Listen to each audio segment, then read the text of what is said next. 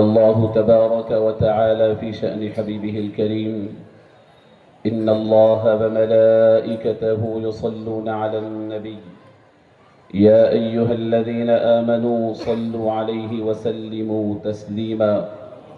اللهم صل على سيدنا مولانا محمد وعلى آله وأصحابه أجمعين. اسٹیج پر جلوہ افروز آج کے اس بزم کے روح رواں اور بزرگ ترین شخصیت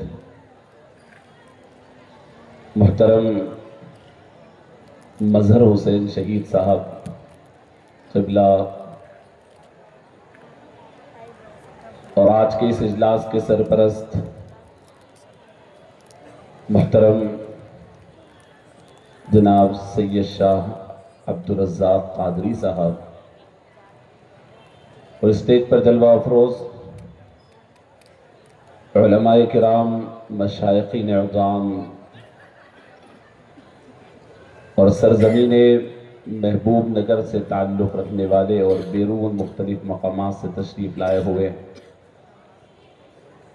ذمہ داران ملت اور میرے بزرگوں اور دوستو، السلام علیکم ورحمۃ اللہ وبرکاتہ۔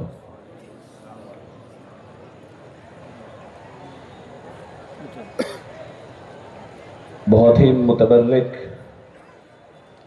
اور بہت بامقصد اسٹیج ہے۔ میں سمجھتا ہوں کہ اتنے بڑے بڑے بزرگ اپنا وقت نکال کر اس مبارک محفل میں تشریف لائے ہوئے ہیں اور علماء کرام، مشائخین اعظام اور عوام الناس کا اس جمع غفیر میں جو تقریباً میری اطلاعات کے مطابق دن میں 4 بجے سے نکلا ہوا ہے اور یہاں پر اختتامی پروگرام کے لیے یہاں پر تشریف فرما ہے، قابل مبارکباد ہیں۔ سرکار دو عالم سیدنا محمد الرسول اللہ صلی اللہ علیہ وسلم کی محبت میں چلا جانے والا ہر قدم قابل مبارکباد ہے۔ رسول اللہ صلی اللہ علیہ وسلم کی محبت میں اٹھایا جانے والا ہر قدم قابل مبارکباد ہے۔ آج کی رات مختلف نوعیتوں کے لحاظ سے بڑی اہم ہے۔ آج پوری دنیا میں چاند گرہن کے نام سے اور چاند گرہن کا ایک بڑی اللہ کی نشانی مذہب اور ہر مکتب اور ہر انسٹیٹیوشن کی جو اس سے وابستہ تحقیقات ہیں وہ اس وقت اس ریچولز میں لگے ہوئے ہیں۔ میں آپ کو عرض کروں کہ سیدنا محمد الرسول اللہ صلی اللہ علیہ وسلم کی تشریف آوری سے پہلے تک دنیا نے سینکڑوں چاند گرہن کو دیکھا ہے، لیکن اس کو توہمات پر مبنی، وہم اور پھر انسانوں کے اندر ہونے والے فائدے اور نقصان پر اس کو محمول کیا۔ سرکار دو عالم سیدنا محمد الرسول اللہ صلی اللہ علیہ وسلم کے زمانے میں بھی چاند گرہن بھی ہوا، سورج گرہن بھی ہوا۔ لوگوں نے یہی توہم کی بات کہی کہ یہ جو چاند گرہن ہوتا ہے، یہ جو سورج گرہن ہوتا ہے، کسی بڑی شخصیت کے انتقال پر ہوتا ہے۔ پوری دنیا کو سب سے پہلے چاند گرہن کی حقیقت بتانے والی ذات مبارکہ سیدنا محمد الرسول اللہ صلی اللہ علیہ وسلم۔ آپ نے فرمایا ان الشمس والقمر آیتان من آیات اللہ، دیکھو سورج اور چاند یہ دونوں اللہ کی نشانیوں میں سے نشانیاں ہیں۔ لا یخسفان لموت احد، یہ کسی کی موت سے خسوف اور کسوف نہیں ہوتا، ولا لحیاتہ، اور نہ کسی کی پیدائش سے ہوتا ہے۔ فَإِذَا رَأَيْتُمُوهُمَا فَافْزَعُوا إِلَى الصَّلَاةِ، دیکھو جب تم یہ سورج گرہن اور چاند گرہن کو دیکھو تو اللہ کی یاد میں اور عبادت میں لگ جاؤ۔ عزیزان گرامی، میں سمجھتا تھا کہ آج کی اس محفل میں جہاں پر ہم سیدنا محمد الرسول اللہ صلی اللہ علیہ وسلم کی بات کر رہے ہیں تو اللہ رب العزت نے آپ کو رحمت للعالمین بنا کر کے بھیجا ہے، پوری کائنات کی رحمت ہے، پوری کائنات کے لیے رسول اللہ صلی اللہ علیہ وسلم کی ذات مبارکہ پوری کائنات کی رحمت بھی ہے، ضرورت بھی ہے۔ تو آج چاند گرہن کی اس مناسبت سے حضور کی جو تعلیم ہے اور حضور پاک صلی اللہ علیہ وسلم نے ہمارا کانسیپٹ جو کلیئر کیا وہ آپ کے سامنے رکھا، اور چاند جس میں آج زمین سے لوگ بڑے اہتمام سے چاند کی طرف جا رہے ہیں، آپ سماعت فرما لیں قرآن مجید کی جو آیت کریمہ کی میں نے تلاوت کا شرف حاصل کیا۔ رب العالمین ارشاد فرماتے ہیں کہ اقتربت الساعۃ وانشق القمر، قیامت قریب آ گئی ہے، اور اس کی علامت یہ ہے کہ یہ چاند دو ٹکڑے ہو گیا۔ اور ہم اور آپ جانتے ہیں کہ دنیا جس کی منزل اور جس کی انتہا اور جس کے خواب ہے چاند پر جانا، ہم اور آپ جس ذات مبارکہ پر ایمان لائے ہوئے ہیں وہ شخصیت اور وہ عظیم ذات کعبے کے صحن میں ٹھہر کر اپنی انگشت مبارک اور اپنی شہادت کی انگلی سے اس چاند کو دو ٹکڑے فرما دیا۔ رسول اللہ صلی اللہ علیہ وسلم سے اہل مکہ نے جب پوچھا، جب ان کو بار بار زمینی معجزے دیکھنے کے بعد وہ رسول اللہ صلی اللہ علیہ وسلم کو آزمانا چاہتے تھے، حضور صلی اللہ علیہ وسلم اپنے مکان سے جب حرم شریف میں داخل ہوئے، مطاف میں تھے، جبل ابو قبیس کی جانب سے آپ داخل ہوئے، چاند پوری 14ویں رات کے چاند مکمل آسمان پر تھا۔ آ کر اہل مکہ نے کہا کہ اگر آپ واقعی حق نبی ہے تو پھر یہ چاند کو دو ٹکڑے کر کر بتاؤ۔ وہ سمجھ رہے تھے کہ رسول اللہ صلی اللہ علیہ وسلم کی قدرت میں یہ بات نہیں ہے، ان کے اختیار میں یہ بات نہیں ہے۔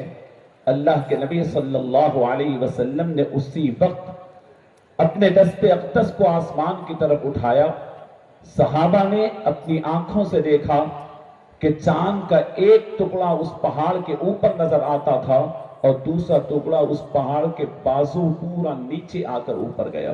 سبحان اللہ۔ عزیزان گرامی، یہ سورج و چاند رسول اللہ صلی اللہ علیہ وسلم کی خدمت کرتے تھے، اور رسول اللہ صلی اللہ علیہ وسلم نے بطور معجزات سورج پر بھی اپنا حکم چلایا ہے اور چاند کو بھی دو ٹکڑے کر کر بتایا ہے۔ تو ضرور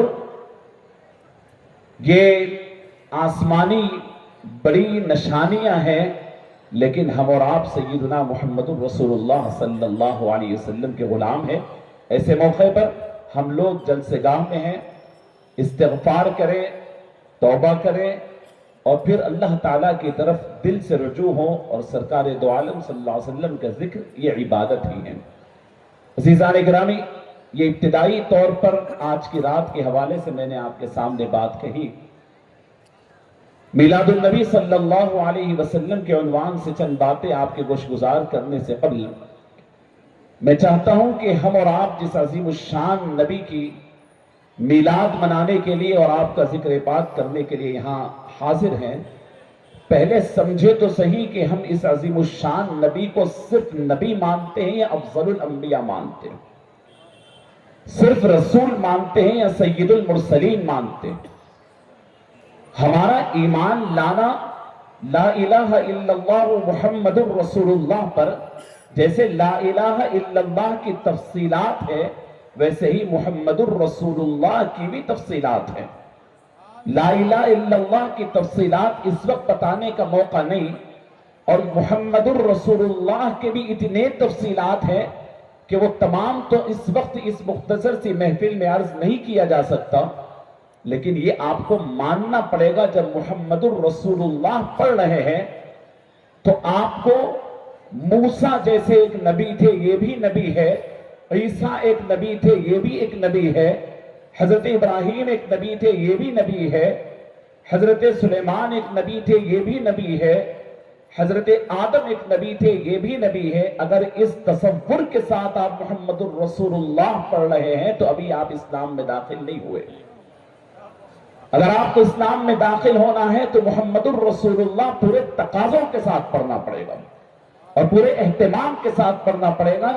میں چند مثالیں آپ کو دیتے ہوئے انبیاء کی زندگی سے سیدنا محمد الرسول اللہ صلی اللہ علیہ وسلم تک لاکھوں انبیاء، 1,24,000 انبیاء آئے، لیکن وہ انبیاء جن کا تذکرہ قرآن میں ہے ان میں سے چند انبیاء کا تذکرہ اور سرکار دو عالم صلی اللہ علیہ وسلم کا ان کے ساتھ حضور پاک صلی اللہ علیہ وسلم کا تذکرہ کرتے ہوئے محمد الرسول اللہ ہم کیسے مانتے ہیں وہ آپ کو بتاتے ہوئے آگے بڑھو۔ ابو البشر سیدنا آدم علیہ السلام انسانیت میں سب سے پہلی شخصیت ہے جسے اللہ نے پیدا بھی فرمایا اور زمین پر بھیجا، اور وہیں پر سب سے پہلے نبی بھی بنا کر اس دنیا کے اندر بھیجا گیا، جبکہ رسول اللہ صلی اللہ علیہ وسلم تو حضور کی نبوت کے بارے میں تو حضور نے خود فرمایا کہ وَكُنْتُ نَبِيًّا وَآدَمُ بَيْنَ الْمَاءِ وَالطِّينِ۔ حضور کی نبوت کا میں ذکر نہیں کر رہا ہوں، یہ پہلے آدم جو زمین پر انسانی شکل میں جو نبی بنا کر بھیجے گئے، میں وہاں سے بات کرنا چاہتا ہوں۔ سیدنا آدم علیہ السلام کی بڑی فضیلت ہے، ابو البشر ہے، تمام انسانیت کے باپ ہے، پروردگار عالم نے انہیں مسجود ملائکہ بنایا۔ بے شمار فضیلتوں میں سے صرف 2 باتیں آپ کے سامنے عرض کرتا ہوں۔ ایک یہ کہ پروردگار عالم نے اپنی مخلوقات میں فرشتوں کو حکم دیا کہ آدم کو سجدہ کرو۔ قرآن اس کا گواہ ہے، احادیث اس کی گواہ ہے، پوری کائنات اس کی گواہ ہے، تمام فرشتے اس بات کے گواہ ہیں کہ آدم مسجود الملائکہ ہے۔ ملائکہ جیسی شخصیات حضرت آدم کو سجدہ کیے ہیں۔ دنیا جانتی ہے اور یہ ہمارا ایمان ہے کہ حضرت آدم کی بڑی شان ہے، بڑا مقام ہے، تو پھر سوال پیدا ہوتا ہے آدم کو فرشتوں نے سجدہ کیا تو میرے آقا صلی اللہ علیہ وسلم کی اس مقابلے میں شان بتائے۔ تو عزیزان گرامی سن لیں، سیدنا آدم کو تمام ملائکہ نے سجدہ کیا۔ جب یہی سوال آپ قرآن سے پوچھتے ہیں کہ اے قرآن بتا دے میں تو محمد الرسول اللہ صلی اللہ علیہ وسلم کا امتی ہوں، آدم مسجود ملائکہ ہے، تو پھر میرے آقا کیا ہے؟ قرآن جواب دیتا ہے آدم کے بارے میں یہ ہے کہ اللہ کی مخلوقات نے، پاکیزہ مخلوق ملائکہ نے سجدہ کیا۔ اگر تم اپنے محبوب، اپنے نبی سید المرسلین صلی اللہ علیہ وسلم کی شان ملاحظہ کرنا چاہتے ہو تو اللہ نے صرف فرشتوں کا ذکر نہیں کیا، پہلے اپنا خود کا ذکر کیا، پھر فرشتوں کا ذکر کیا، پھر ایمان والوں کا ذکر کیا۔ فرمایا ان اللہ وملائکتہ یصلون علی النبی۔ صرف فرشتے نہیں، فرشتوں سے پہلے پروردگار رحمت بھیجتا ہے، فرشتے تو درود بھیجتے ہیں اور تب ایمان والے درود بھیجتے ہیں۔ عزیزان گرامی، سیدنا آدم علیہ السلام کی فضیلت یہ ہے کہ کعبۃ اللہ کے اندر جو حجر اسود لگا ہوا ہے، سیدنا آدم کو جنت کا وہ چھوٹا سا پتھر اللہ رب العزت نے تحفے میں دیا تھا۔ سیدنا آدم کی بہت بڑی فضیلت ہے۔ آج میں اور آپ جا کر کے اس پتھر کو چومتے ہیں، کعبے کا حصہ بنا ہوا۔ جنت سے جب آدم آئے تو ان کو ایک سکون کے لیے جنت کی ایک نعمت، جنت کا پتھر ہے، آتے وقت بہت چمکدار، بہت صاف و شفاف تھا۔ اللہ اکبر۔ پوچھیں احادیث کریمہ سے کہ حضرت آدم کو جنت کا پتھر ملا ہے تو میرے آقا سید المرسلین ہے، ان کو کیا ملا؟ حدیث کہتی ہے رسول اللہ صلی اللہ علیہ وسلم فرماتے ہیں، ادھر آپ ذہن میں اپنے ذہن کے ایک حصے میں رکھیں کہ آدم کو جنت کا پتھر ملا تو حدیث کہتی ہے، رسول اللہ صلی اللہ علیہ وسلم فرماتے ہیں ما بین بیتی و منبری روضۃ من ریاض الجنہ، آدم کو پتھر ملا لیکن حضور پاک صلی اللہ علیہ وسلم کو جنت کا پورا ایک حصہ عطا کیا گیا جو حضور پاک صلی اللہ علیہ وسلم کے روضہ اقدس اور آپ کے منبر کے درمیان ہے، وہ جنت کی کیری ہے۔ سیدنا آدم علیہ السلام وہ آپ نے ملاحظہ فرمایا، اب آپ کے مزید تفصیلات میں اور دیگر انبیاء کرام بھی ہیں۔ اس کے بعد جو سب سے عظیم نبی حضرت نوح کا تذکرہ بھی آتا ہے، لیکن ابو الانبیاء جسے کہا جاتا ہے حضرت ابراہیم علیہ السلام عظیم الشان نبی ہے۔ ہم اہل السنہ والجماعہ ہر نبی کی تعظیم کرتے ہیں، ہر نبی کا احترام کرتے ہیں۔ ارے ہم اہل السنہ تو انبیاء کا بھی کرتے ہیں، اولیاء کا بھی کرتے ہیں، اہل بیت کا بھی کرتے ہیں، صحابہ کا بھی کرتے ہیں، ائمہ کا بھی کرتے ہیں، محدثین کا بھی کرتے ہیں، حفاظ کا بھی کرتے ہیں۔ اہل سنت کہتے ہی اس کو ہے کہ دین کے جتنے خدمت گزار ہیں وہ ہمارے سر کے تاج ہیں۔ اہل سنت کسی کی بھی تنقید نہیں، سب کا مقام جاننے والوں کو اہل سنت کہتے ہیں۔ عزیزان گرامی، سیدنا ابراہیم علیہ نبینا علیہ السلام کے پاس آئیں۔ سیدنا ابراہیم کے متعلق دو بڑی اہم چیزیں ہر عمرہ اور حج کرنے والوں کو دیکھیے۔ جب جاتے ہیں تو وہاں مقام ابراہیم حرم کے صحن میں رکھا ہوا ہے۔ قرآن مجید کہتا ہے وَاتَّخِذُوا مِن مَقَامِ إِبْرَاهِيمَ مُصَلَّى، مقام ابراہیم کو مصلی بنا دو۔ ہم میں سے ہر ایک جاتے ہیں، سیدنا ابراہیم کے قدم کو دیکھتے ہیں، ان کے مقام کو دیکھتے ہیں، طبیعت اش کرتی ہے۔ اور کعبے کے صحن میں ابراہیم علیہ السلام کا مقام، اس کو مقام ابراہیم کہتے ہیں۔ سوال پیدا ہوتا ہے ایک عاشق کے دل میں، یقیناً یہ مقام ابراہیم سیدنا محمد الرسول اللہ صلی اللہ علیہ وسلم کی دعا کا نتیجہ ہے، لیکن میرے آقا سیدنا محمد الرسول اللہ کو مقام کون سا دیا گیا؟ یہ مقام تو مقام ابراہیم حضرت ابراہیم کا ہے۔ حدیث پاک کہتی ہے ابراہیم کو زمین کے اندر مقام ابراہیم دیا گیا، پیارے آقا صلی اللہ علیہ وسلم کو آخرت میں مقام محمود عطا کیا گیا۔ مقام محمود حضور کا مقام ہے، اور مقام محمود کسے کہتے ہیں پتہ ہے؟ ہر اذان کے بعد ہم دعا کرتے ہیں، مقام محمود اس مقام کو کہتے ہیں۔ سرکار دو عالم صلی اللہ علیہ وسلم کو قیامت کے روز ایک ایسے مقام پہ ٹھہرایا جائے گا، اولین و آخرین حضور پاک صلی اللہ علیہ وسلم کی تعریف کرتے جائیں گے۔ محشر کا میدان کیا ہوگا؟ محشر کے میدان میں ہمیں اور آپ کو اللہ کی تعریف کا اختیار نہیں ہوگا۔ اللہ کی تعریف کرنے کا اختیار صرف سرکار کو ہوگا۔ سرکار اللہ کی تعریف کریں گے اور پوری کائنات سرکار کی تعریف کرے گی۔ یہ مقام نعرہ رسالت، سرکار کی آمد۔ مقام محمود یعنی وہ مقام جس میں صرف تعریف ہو۔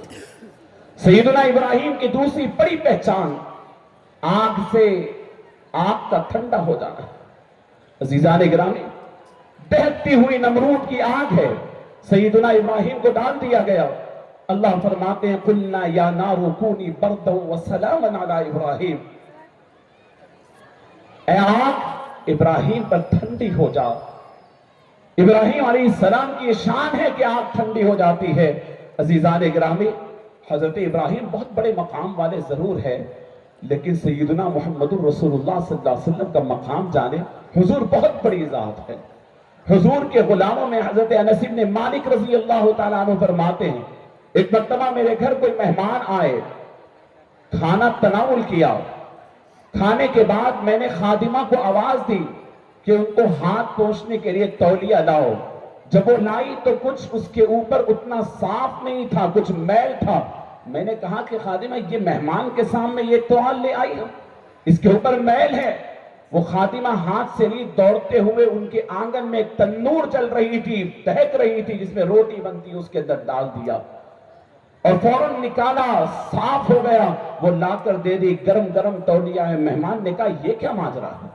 وہ آگ دہک رہی ہے، اچھی خاصی لکڑیوں کو کوئلہ بنا رہی ہے، انسان گیا تو جل جاتا ہے، لیکن یہ نرم و نازک تولیے کو اس میں ڈال کے نکالا گیا۔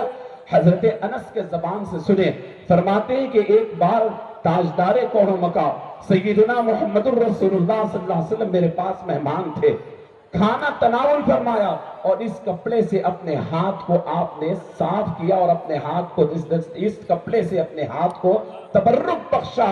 اس وہ دن ہے اور آج کا دن ہے، ہم اس تولیے کو دھوتے نہیں ہیں، آگ میں ڈالتے ہیں۔ وہاں حضرت ابراہیم ابو الانبیاء ہے، آگ انہیں نہیں کھاتی، یہاں محمد الرسول اللہ صلی اللہ علیہ وسلم کے غلام حضرت انس اور ان کے گھر کا ایک کپڑا ہے کہ آگ اسے نہیں کھاتی۔ عزیزان گرامی، سیدنا سلیمان علی نبینا علیہ السلام، ان کے والد حضرت داؤد علیہ السلام، حضرت سلیمان کی حکومت کون نہیں جانتا؟ سیدنا سلیمان نے اللہ سے مانگ کر حکومت لی کہ اللہ مجھے ایسی حکومت عطا فرما کہ اولین و آخرین میں پھر کسی کو ایسی حکومت نہ ہو۔ اللہ اکبر۔ اسی ضمن میں بات آگے بڑھنے سے پہلے ایک واقعہ یاد آتا ہے، عرض کرتا ہوں۔ حضور پاک صلی اللہ علیہ وسلم ایک مرتبہ مسجد نبوی کے پلر سے ایک جن تھا، بہت ستاتا تھا، اس کو لا کر باندھ رہے تھے، لیکن باندھتے باندھتے خیال آیا، فرمایا کہ میرا بھائی سلیمان نے اللہ سے دعا کی کہ اللہ مجھے ایسی بادشاہت دے کہ میرے جیسی بادشاہت کسی کو نہ دے۔ تم سلیمان کو جنوں پہ بھی بادشاہت دی تھی، اب میں اس کو باندھ دوں گا تو سلیمان علیہ السلام نے بادشاہت مانگی تھی، اس جیسی کسی کو نہ ہو۔ ان کی دعا کا خیال رکھ کر یہاں میں اپنے اختیار کو چھوڑ رہا ہوں۔ عزیزان گرامی، سیدنا سلیمان کا کیا معاملہ تھا؟ پرندوں سے بات کرتے تھے۔ سیدنا سلیمان کا یہ معاملہ تھا کہ زمین میں ان کے کئی وزراء تھے۔ ہمارے اور آپ کے خیال میں ضرور آتا ہے، تذکرہ سیدنا سلیمان کی حکومت کا سنتے ہیں تو ہمارے خیال میں آتا ہے میرے اور آپ کے آقا سیدنا محمد الرسول اللہ صلی اللہ علیہ وسلم سید الاولین والآخرین ہے۔ ان کی حکومت کا کیا عالم ہے؟ حضور فرماتے ہیں کہ میرے دو وزراء ابو بکر و عمر زمین میں ہے اور دو وزراء آسمان میں ہے، جبرائیل و امین میرے وزراء ہے۔ زمین پہ بھی حکومت ہے اور آسمان پر بھی حکومت ہے۔ نبی پاک صلی اللہ علیہ وسلم نے یہ بھی آپ ملاحظہ فرماتے ہیں، حضرت سلیمان علیہ السلام نے ہدہد سے بات کیا۔ قرآن میں کہا گیا ہدہد پرندے کو بلایا، اسے بتایا کہ کہاں کیا ہونے والا ہے اور بتایا کہ تحقیقات لے کر آؤ۔ اللہ اکبر۔ سیدنا محمد الرسول اللہ صلی اللہ علیہ وسلم کا معاملہ کیا ہے پتہ ہے؟ حضور بہت بڑی بات ہے، رسول اللہ صلی اللہ علیہ وسلم کے غلاموں سے بھی پرندے تو کیا جانور بھی بات کرتے ہیں۔ ایک واقعہ ملاحظہ فرما لیں، رسول اللہ صلی اللہ علیہ وسلم مسجد نبوی میں ہے، یہ واقعہ ہماری اصلاح کے لیے بھی کافی ہے۔ مسجد نبوی میں ہے، ایک اعرابی مسجد نبوی میں آتا ہے، نبی پاک صلی اللہ علیہ وسلم سے اپنی بات عرض کرتا ہے۔ حضور نے فرمایا ٹھیک ہے رک جاؤ، نماز کے بعد لوگ جب جمع ہوتے ہیں تو ٹھہر کر کے اپنے بات کو رکھنا۔ نماز ہوئی، رسول اللہ صلی اللہ علیہ وسلم نے اس اعرابی کو بلایا اور کہا کہ تم کیا کہنا چاہتے ہو اب پورے لوگوں کے سامنے کہو۔ تو اب وہ اعرابی کی بات سنے۔ اعرابی وہ چرواہے تھے، گاؤں والے تھے، چرواہے تھے، آؤٹ کٹس میں اپنے بکریاں چرا رہے تھے۔ وہ کہتے ہیں کہ میں بالکل ایک یہودی لے چلو، اس کو کفناؤ، اس کی نماز پڑھو اور اس کے دفن کا انتظام کرو۔ مدینہ طیبہ صحابہ جب ہجرت کر کے آئے تو اس میں ایک خاتون بوڑھی آتی اپنے نوجوان بچے کو لے کر کے آئی۔ ابتدا میں معاشی مسعود کی برکت سے وہ مرا ہوا بچہ نہ صرف زندہ ہوا بلکہ وہ بڑی طویل زندگی گزارا۔ اللہ رب العزت نے مردوں کی حیات حضور پاک صلی اللہ علیہ وسلم کی وجود باسعادت کی برکت سے عطا فرمائی۔ سبحان اللہ۔ نعرہ رسالت، نعرہ رسالت، سرکار کی آمد، سرکار کی آمد۔ تو عزیزان گرامی، اب یہ تمام باتیں سننے کے بعد اب میں عرض کرتا ہوں، جب آپ اشہد ان لا الہ الا اللہ واشہد ان محمد الرسول اللہ جب آپ پڑھ رہے ہیں تو آپ رسول اللہ محمد صلی اللہ علیہ وسلم صرف رسول ہے نہیں، آپ کو یہ ترجمہ اور یہ معنی سمجھنا پڑے گا کہ یہ سید المرسلین ہے، امام الانبیاء ہے، امام المرسلین ہے اور خاتم النبیین ہے. نہ آپ کے جیسا کوئی رسول ہے نہ آپ کے جیسا کوئی نبی ہے. اللہ نے کل نبیوں میں جو خصوصیات عطا فرمائی تھی وہ تنہا رسول اللہ صلی اللہ علیہ وسلم نے پیدا فرمائی تھی. حسن یوسف دم عیسیٰ ید بیضاداری، حسن یوسف دم عیسیٰ ید بیضاداری، آنچ خوبا ہمتارن تو تنہا داری. عزیزان گرامی، سیدنا محمد الرسول اللہ صلی اللہ علیہ وسلم کا یہ مقام و مرتبہ ہے. میں یہ حضور کا مقام عرض کرنے کے بعد کچھ ہماری ذمہ داریوں کے حوالے سے کچھ بات آپ کے گوشگزار کرنا چاہتا ہوں. عزیزان گرامی، حضور نبی کریم، دیکھیے ہماری اپنی باڈی میں، ہماری اپنی باڈی کے اندر جہاں دل ہے وہاں دماغ بھی ہے. دل کا کام جذبات، دل کا کام محبت، دل کا کام عقیدت پیدا کرنا ہے. اور جیسے یہ عقیدت اور محبت پیدا ہو جاتی ہے تو دل اس کے بعد کا کام دماغ کے حوالے کرتا ہے. دماغ پلاننگ کرتا ہے اور پریکٹیکل لائف کی تبلیغ یعنی تعلیم دیتا ہے اور انسان سمجھ بوجھ کے ساتھ زندگی گزارتا ہے. افسوس یہ ہے کہ امت مسلمہ میں ایک طبقہ دل اور دل کی غذا کی طرف جو پڑھا تو اتنا ادھر ہو گیا کہ دماغ اور پھر پریکٹیکیلٹی کو چھوڑ دیا یا پھر کم کر دیا. دوسرا طبقہ ہر بات عقل کی، سمجھ کی، سوچ کی، پریکٹیکیلٹی کی، ہر چیز میں دائرے ڈال کر پلاننگ کر کر اتنا روکھا ہو گیا کہ اس کے پاس عشق اور محبت اور عقیدت کی کوئی چیز بچی نہ رہی. عقیدتیں پورے ادھر آ گئی اور پھر اعمال پورے دوسری طرف ہو گئے.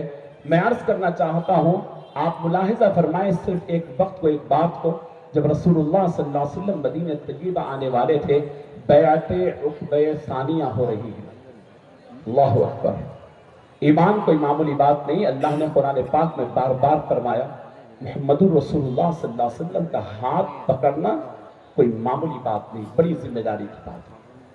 بیعت عقبہ ثانیہ ہو رہی ہے، انصار بیٹھے ہوئے ہیں اوس و خزرج کے حضور کے بارگاہ میں. حضرت عباس رضی اللہ تعالیٰ عنہ ابھی ایمان نہیں لائے، حضور کے ساتھ ہے. یہ بیعت عقبہ ہو رہی ہے. میں یہ سوال حضرت عباس کا مجھ سے، اپنے آپ سے اور اس میدان میں بیٹھے ہوئے ہر فرد سے کرنا چاہتا ہوں. حضرت عباس نے سوال کیا ہے. انصار جب یہ پلاننگ کر لیے ہیں، دعوت دے دیے ہیں کہ چلیے ہم آپ کو مدینے میں لے جائیں گے، اللہ اکبر، حضرت عباس نے ٹھہر کر ان کے سامنے خطاب کیا. پوچھا کہ تمہیں پتا ہے کہ محمد الرسول اللہ صلی اللہ علیہ وسلم کا دامن تھامنے کا نتیجہ کیا ہوگا؟ تمہیں پتا ہے کہ ان کا ہاتھ پکڑنے کا نتیجہ کیا ہوگا؟ پہلے سن لو کہ مکے میں ہمارے پاس ہے تو ہم پہ کوئی بار نہیں ہے. ہم نے اپنی جان مال سب قربان کر کر بنو ہاشم نے حضور کی حفاظت کی ہے. شیخ ابی طالب نے اپنے بچوں کو حضور کے بستر پر لٹا کر حضور کی حفاظت کی ہے. ہمارے لیے ابھی بھی ان کی حفاظت کرنا بات نہیں. لیکن تم لے جا رہے ہو تو کیا سوچ کر لے جا رہے ہو؟ کیا ان کو لے جانے سے مقبل بچھائی جائے گی تمہارے پاؤں کے نیچے؟ کہ ان کے دامن سے وابستہ ہونے کی وجہ سے لوگ تمہارے اوپر پھول نچھاور کریں گے؟ کیا ملے گا؟ حضرت عباس نے فرمایا ان کو لے جانے کا مطلب عرب و عجم سے دشمنی کر لینا ہے. ان کو لے جانے کا مطلب یہ ہے کہ تمہارے اوپر پے در پے حملے ہوں گے، تم کو لوگ دشمن بنا لیں گے، لوگ تمہیں نقصان پہنچائیں گے، تمہارے خلاف سازشیں ہوگی. بتاؤ تمہارا کتنا جذبہ ہے؟ تم کیا سوچ کر لے جا رہے ہو؟ کیا مصیبتیں آئی، پریشانیاں آئی تو کیا ان کا دامن چھوڑ دو گے؟ آزمائشیں آئی، آفات آئے، ماں باپ کو لٹانے کا موقع آیا، اولاد کو کٹانے کا موقع آیا، جائیدادوں کو لٹانے کا موقع آیا تو کیا کرو گے؟ کیا تنہا چھوڑ دو گے؟ انصار کے لیے بڑا چبھتا ہوا سوال تھا. انصار وہاں ٹھہر کر حضرت عباس کے سامنے جو بیعت کے الفاظ اور جو یقین دلائے ہیں پوری کائنات سے، رسول اللہ صلی اللہ علیہ وسلم پر ایمان والوں سے وہی مطالبہ اللہ کا ہے کہ محمد الرسول اللہ صلی اللہ علیہ وسلم پر ایمان غیر مشروط طور پر لاؤ. ان پر ایمان لانے کے بعد تکلیفیں ضرور ہوگی۔ عزیزان گرامی، انصار نے جو مختلف باتیں کی اس کا خلاصہ یہ ہے کہ ہم اپنے بچوں اور بیوی اور اپنے ماں باپ کی جیسی حفاظت کرتے ہیں، ہم اس سے زیادہ حفاظت آپ کی کریں گے۔ ہم اپنا سب کچھ لٹا کر آپ کی حفاظت کریں گے۔ آپ جب بات کریں گے تو ہم رات دیکھیں گے نہ دن، ہم اپنی فقیری دیکھیں گے نہ تونگری۔ آپ کی بات ہمارے ضعف میں بھی سنیں گے، طاقت میں بھی سنیں گے، بیماریوں میں بھی سنیں گے، صحت مندیوں میں بھی سنیں گے، رات میں بھی سنیں گے، دن میں بھی سنیں گے، تونگری کے وقت بھی سنیں گے اور فقیری کے وقت بھی سنیں گے۔ عزیزان گرامی، پھر اس کے بعد جو بیعت لی جاتی تھی، میں آپ سے عرض کر رہا ہوں، آج زمانہ بڑی تیزی کے ساتھ پرفتن دور ہے، پوری دنیا بک رہی ہے، اہل اسلام کو خریدا جا رہا ہے، مختلف دام لگائے جا رہے ہیں، محمد الرسول اللہ صلی اللہ علیہ وسلم کی غلامی کے سودے کیے جا رہے ہیں۔ ایسے موقع پر اگر آپ محمد الرسول اللہ صلی اللہ علیہ وسلم کی غلامی سے اپنا ہاتھ نہیں چھوڑنا چاہتے تو ہاتھ کاٹ دیے جا رہے ہیں، آپ کو نشان ہستی آپ کی مٹا دی جا رہی ہے۔ عزیزان گرامی، تو سنیں رسول اللہ صلی اللہ علیہ وسلم کے ہاتھ پہ صحابہ جو بیعت کرتے تھے، آپ کیا سمجھتے ہیں؟ توبہ کی بیعت تو تھی، نماز پڑھوں گا، روزہ رکھوں گا، زکوٰۃ دوں گا، حج کروں گا، صرف یہ بیعت کر لینے سے مسلمان ہو گئے؟ کون سی بیعت تھی وہ؟ بیعت کا کون سی قسم تھی؟ یہ ایمان لانے کے بعد نماز، روزہ، زکوٰۃ، حج، جھوٹ نہیں بولنا، زنا نہیں کرنا، یہ تو تعلیمات تھے، یہ بیعت نہیں تھی۔ بیعت جان کے دینے پر ہوا کرتی تھی۔ تم اپنی جان ہتھیلی میں لے کر حضور سے بیعت کرنے آؤ ہے تو آگے بڑھو، اگر تمہاری جان دینے کی تک صلاحیت اس لیول تک حضور پر فدائیت نہیں ہے تو پھر پیچھے ہٹو، وہ لیول پیدا کر کے آؤ۔ حضور پر ایمان لانے کا مطلب نو کمپرومائز۔ حضرت عبداللہ ذوالبجادین ہیں، بڑے دولت مند، والد کے انتقال ہو گیا، پوری دولت وراثت میں ان کے پاس ہے، چچا اور بھتیجے میں بٹنا ہے۔ بہت انتظار کیا، فتح مکہ کے بعد بھی چچا کی ہدایت نہیں ملی تو آ کر عرض کیا، چچا جان چلیے نا حضور کے پاس اب ایمان لا لیں گے۔ پتہ چلتے ہی چچا تیسرے حکم تک سزا دینے لگے، کپڑے آنکھ سے اتار دیا، مادر ذات ننگا کر کے باہر نکال دیا۔ باہر نکلنے بعد کوئی پتہ نہیں، ایک عاشق ایسے ہی ہوتا ہے، اس کو پتہ نہیں ہوتا، حب کا شیء یعمی و یسم، کسی چیز کی محبت تم کو اندھا اور بہرا بھی کر دیتی ہے۔ حضرت عبداللہ ذوالبجادین، عبداللہ نام تھا، وہ بالکل اندھے ہو گئے، نہیں دکھ رہا ہے کیا ہو رہا ہے، نکل کر جانے لگے۔ ان کی ماں دوسرے دروازے سے یا کھڑکی سے دیکھ کر اپنی چادر پھینکی، بیٹے اپنی سطر تو ڈھانک لو۔ نکلے، راتوں رات سفر کرتے ہوئے مدینہ طیبہ پہنچے، اللہ کے نبی صلی اللہ علیہ وسلم مسجد نبوی میں استقبال کیا اور جگہ ان کو اصحاب صفہ پہ ملی۔ کیا اوڑھ کر آئے ہیں؟ ماں کی چادر کا ایک ٹکڑا نیچے اور ایک ٹکڑا اوپر۔ پوچھا بیٹے نام کیا ہے؟ کہا عبد العزہ۔ فرمایا آج سے عبداللہ۔ اور لوگوں کو کہا دیکھو ذوالبجادین، دو چادر لپٹا ہوا ہے۔ اللہ، دنیا کو ذات مار کر آ گئے۔ عزیزان گرامی، قرآن پڑھنے بیٹھتے تو حضور اللہ کی محبت میں ایسے بیکار ہوتے کہ مدینے کی مسجد کے در و دیوار گونجنے لگتے۔ حضرت عمر آئے، آ کے فرمایا ارے تھوڑی آہستہ پڑھو۔ حضور فرماتے ہیں مت چھیڑو اس کو، یہ اللہ کی محبت میں سب لٹا کے آیا ہے، پڑھنے دو زور سے۔ جنگ تبوک پہ جانے لگے، پیسہ نہیں ہے، بہت دور ہے، حضور سے ریکویسٹ کی کہ کہیں سوار کر لیجئے۔ راستے میں حضور کے پاس آئے اور کہنے لگے یا رسول اللہ میری شہادت کی دعا کرتے، میں اللہ اور رسول کے نام پہ کب جانا چاہتا ہوں۔ حضور بلائے اور بازو پر ایک پٹی باندھ کر اللہ کے سے دعا کیے کہ مالک دشمن کو اس کے قریب بھی آنے نہ دے۔ وہ رونے لگے، کہا یا رسول اللہ میں تو شہادت مانگ رہا تھا۔ فرمایا کہ ٹھیک ہے شہادت مانگ رہے تھے، جنگ کے لیے نکل گئے ہیں تو بخار سے مرنے کا بھی نام شہادت ہے، چلو۔ ہوا یہ کہ تبوک میں کوئی جنگ نہیں ہوئی، ایک بھی شہید نہیں ہوا۔ واپس ہونے کا وقت تھا، پتا چلا عبداللہ بیمار ہو گئے ہیں۔ عبداللہ ذوالبجادین بے چین بخار سے تڑپ رہے ہیں، بخار بڑھتا گیا، جان کنی کے عالم میں آ گئے۔ تاجدار کون و مقام सय्यदुना मुहम्मदुर रसूलुल्लाह अरवाहुना फिदा सल्लल्लाहु अलैहि वसल्लम बेचैन हो गए। अपने एक आशिक की कैफियत, माँ वहां है, बाप का इंतकाल हो गया, चचा नहीं है, जिसका कोई रिश्तेदार नहीं, मेरे आका सब कुछ बनकर करीब आ जाते हैं। अबू बकर उमर रजी अल्लाह अन्हुमा को साथ लिए और जब पहुंचे, जागनी का आलम था।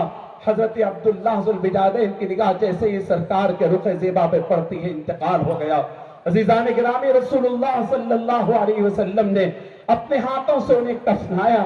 अपने हाथों से रसूलुल्लाह सल्लल्लाहु अलैहि वसल्लम ने कब्र अनवर में उतरकर अबू बकर उमर रजी अल्लाह अन्हुमा को फरमाया, तुम सिराना पकड़ो और तुम पैंती, तुम दोनों मुझे कब्र में अब्दुल्लाह को देना। हुजूर ने बड़े एहतिमाम से उन्हें लिटाया, तदफीन मुकम्मल की, अपने दोनों हाथ आसमान की तरफ उठाया और कहा कि परवरदिगार, मैं अब्दुल्लाह से राजी हूं, तू भी राजी हो जाओ। अज़ीज़ान गिरामी, अगर रसूलुल्लाह की इस रिजा की दुआ लेना चाहते हो तो जिंदगी में ऐसी कुर्बानियां भी देना पड़ता है। अबू बकर उमर के हाथों से दफन होना चाहते हो तो फिर जिंदगी में वो दिखाकर भी आना पड़ता है।